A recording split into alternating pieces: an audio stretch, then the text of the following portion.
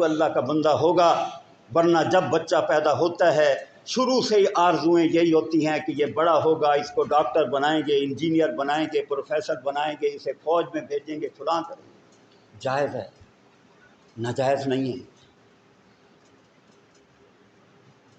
اسلام اس کی اجازت دیتا ہے، لیکن جو اہم ترین سبق ہے، اہم ترین کام ہے، اہم ترین مطالعہ ہے، ضروری چیز ہے، نصاب ہے، وہ کیا ہے؟ اللہ کی معرفت۔ اسے اللہ کا دین سمجھا، اتنا تو اسے پتا ہو کہ اللہ وحدہ لا شریک ہے، میرا عقیدہ درست ہو۔ بیٹے کو یہ سمجھا، اس کا عقیدہ درست ہو، بیٹی کا عقیدہ درست ہو، بیوی کا عقیدہ درست ہو۔ پھر اللہ نے جو احکام ذمے لگائے ہیں، جو ارکان ہیں، پابند ہو، تیرا بیٹا، تیری بیٹی، تیری بیوی۔ کوئی ایسی فکر، کوئی ایسی سوچ، کوئی ایسا ولولہ، کوئی ایسا جذبہ پایا جاتا ہے؟ 5 وقت کا نمازی، تہجد گزار، تسبیح پھیرنے والا، حج عمرے کرنے والا، گھر بے رونق ہے۔ بیٹی بے پرد ہے، بیوی بے پرد ہے، بیٹا بے نماز ہے، بیٹی بے نماز ہے، بیوی بے نماز ہے، اور یہ صف اول کا نمازی۔ میرے بھائیوں، اللہ کی یاد کے ساتھ جڑ جاؤ، اپنی بیوی کو، بیٹے کو، بیٹی کو اللہ کی یاد کے ساتھ جوڑ دو۔ دین کی طرف توجہ کرو، دین کی طرف پلٹو گے، اللہ کی رحمتیں آئیں گی۔ ان تنصروا اللہ ینصرکم۔ قرآن حدیث کی باتیں، فرقے کی باتیں یہاں نہیں ہوتی۔ خوب سن لو، اگر تم اللہ کی مدد کرو گے، اللہ کے دین کی مدد کرو گے، اللہ تمہاری مدد کرے گا۔ تمہیں مدد کی ضرورت ہے یا نہیں ہے؟ یقیناً مدد کی ضرورت ہے۔ اس کا حل کیا ہے؟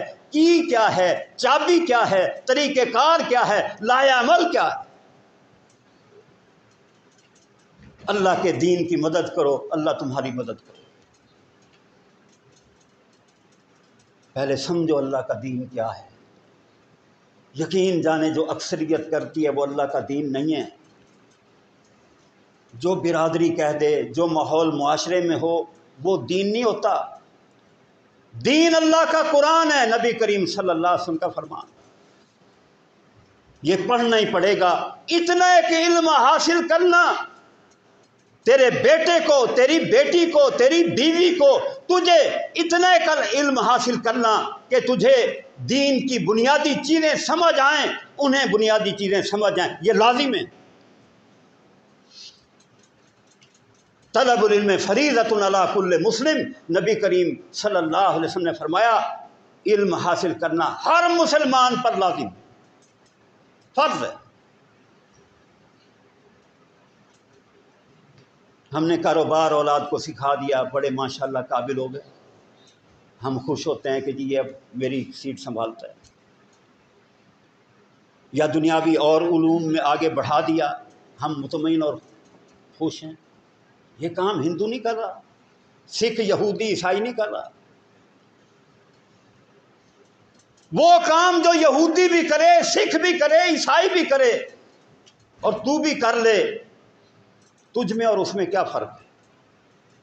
فرق یہی ہے کہ وہ صرف دنیا کے لیے اپنی اولاد کو آگے لاتا ہے، ایمان والا دین لاتا ہے، دین سکھاتا ہے، دین کی تعلیم دیتا ہے، پھر دنیاوی فیلڈ میں رہ جاتا ہے۔ ابو ہریرہ رضی اللہ تعالیٰ عنہ غریب ہیں، کھانے کو 2 وقت میسر نہیں ہے، فاقے کی وجہ سے بے ہوش ہو کر گرے پڑے ہوتے تھے فرش پہ۔ کوئی چلتے ہوئے ٹھوکر لگاتا، ہوش میں آتے تو ایسی آیات پڑھ کر سناتے جو کھانا کھانے سے متعلق ہوں، اس کو ترس آئے۔